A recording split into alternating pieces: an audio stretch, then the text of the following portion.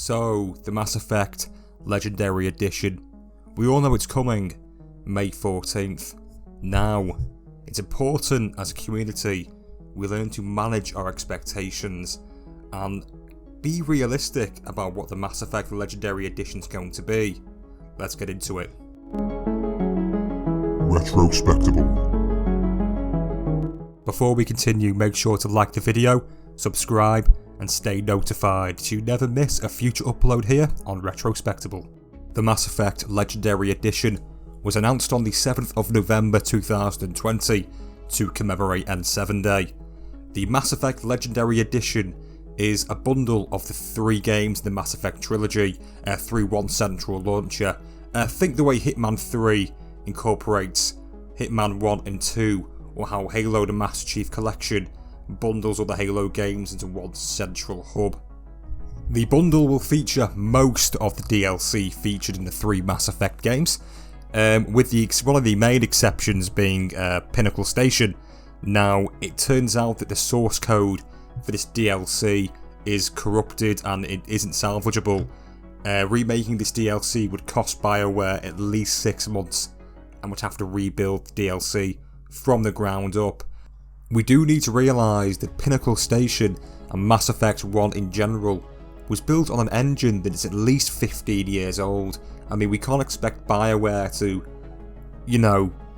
dig up the remnants of that engine and spend 6 months working on Pinnacle Station just for the Legendary Edition. I mean, it isn't realistic. I mean, think of all the great DLC we're going to get. Even from Mass Effect 2, the likes of Kasumi, Stolen Memory, Laird the Shadow Broker, those great DLCs come to mind, and I mean, if we need to live with the exclusion of Pinnacle Station from Mass Effect 1, so be it. With the Mass Effect Legendary Edition, it's important to understand the differences between a remake and a remaster. The Mass Effect Legendary Edition falls into the camp of being a remaster. This means the game simply has an updated visual fidelity, updated graphics to bring it into 2021. And this is an okay thing. I mean, here we are looking at the IGN website. We're going to take a look at the models and the updated visuals for the Mass Effect Legendary Edition. It will side by side compare the graphics in the Mass Effect Legendary Edition to the original game. Here we see Commander Shepard is already looking fantastic, and the FemShep is absolutely night and day. It is insane. Absolutely incredible here what they've done with FemShep. She looks like they've just taken it straight out of Mass Effect 3 and planted her in Mass Effect 1. It really is fantastic stuff. And that's not just it. I mean, do we cover the removal of the Miranda shots in the game?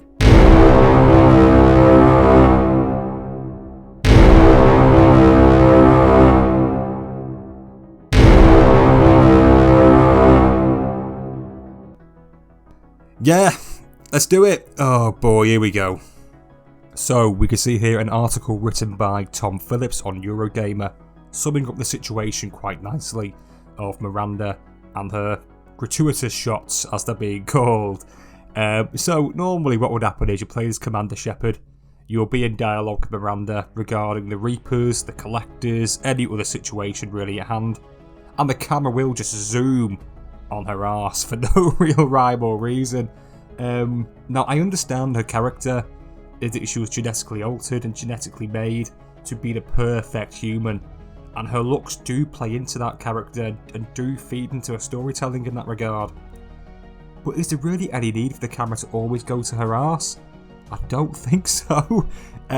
So I don't know why players are up in arms about this. I mean, I'm sure not every single shot will be removed. I mean, at times where she's talking about herself and her looks, I think the camera shot might still stay there. That remains to be seen. In addition to this, we know that combat has been improved in Mass Effect 1 specifically. Aiming down sights now feels a lot more reliable, and they're incorporating a universal melee attack button to the whole franchise in general. We now know that the Mako has seen an improvement, meaning exploration just got a whole lot easier. There was nothing worse than navigating planets in Mass Effect 1, and the Mako just wouldn't cooperate with you, so I'm glad to see BioWare is sorting that out. And also, great news, New Game Plus is no longer required in Mass Effect 1 to hit the level cap of 60. This can now all be done in one playthrough due to the rebalancing of experience, or XP, in Mass Effect 1. This was mainly seen as a gripe by players due to the cumbersome nature of Mass Effect 1 and how combat just wasn't as polished as Mass Effect 2 and 3. So again, fantastic news. Definitely makes the series more replayable for people who are a bit put off by Mass Effect 1's lackluster combat. We also know the game now runs at 4K, 60 frames a second if you're playing on Xbox Series X and S. Again, makes the game feel like a modern day title. It'll be great to see Mass Effect 2 and 3 especially, with better combat running at 4K 60 FPS. It will be a sight to behold. And we also know the game incorporates a universal character creator now.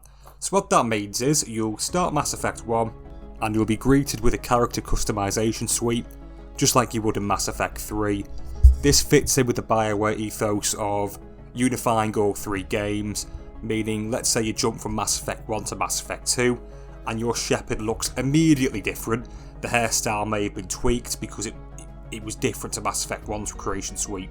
So this way, all three games, you'll maintain the same Shepard, your Shepard will look the same, and fit the image of what you want your Shepard to be basically. Again, little things, but it goes a long way in terms of the changes here that BioWare have implemented. So just to summarise, the Mass Effect Legendary Edition is simply a remaster. Please, please, please do not go into this game expecting a complete overhaul. You will be disappointed. All we're getting here is the Mass Effect trilogy with a few bells and whistles. Most of the DLC incorporated. So, if you're like me and want to jump back into the trilogy, jump back onto the Normandy, reacquaint ourselves with the ragtag crew, and strap in for one hell of a ride, I'm sure you won't be disappointed. Hey guys, thanks for watching. I hope you're looking forward to the Mass Effect Legendary Edition as much as I am. Comment down below and let me know what was your favourite Mass Effect game and which one are you looking forward to playing back the most. Now as always, let's keep that conversation going down below.